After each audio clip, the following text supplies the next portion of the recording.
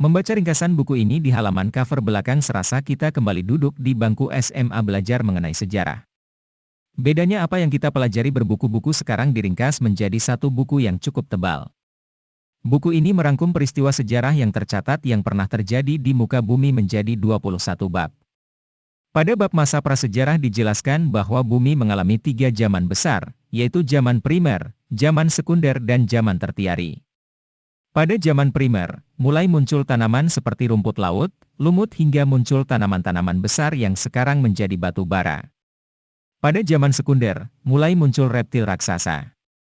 Dan pada zaman tertiari, iklim bumi adalah semitropis dan pada zaman ini terjadi perubahan iklim besar sehingga disebut juga dengan zaman es.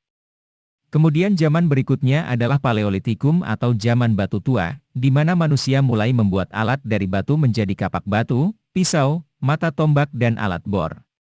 Dilanjutkan dengan zaman Neolitikum atau zaman batu muda, di mana manusia mulai mengasah dan menghaluskan peralatan dari batu.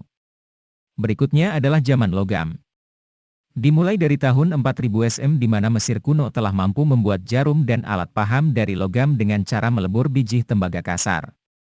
Tahun 3000 SM mereka menambahkan sedikit timah ke dalam logam tembaga sehingga logam menjadi logam perunggu yang lebih keras. Tahun 1500 SM orang Mesir kuno menggunakan logam besi yang lebih keras dan kuat.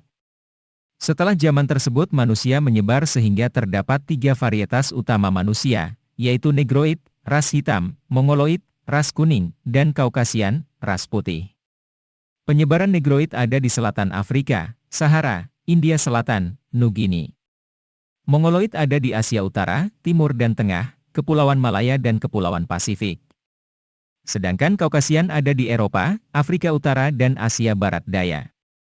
Dari 3 varietas utama tersebut juga terdapat varietas lain yaitu Australia, Negroid dan Kaukasian, Polinesia Mongoloid, Kaukasian dan Negroid. Begitu pula bahasa juga memiliki keragaman seperti halnya dengan ras.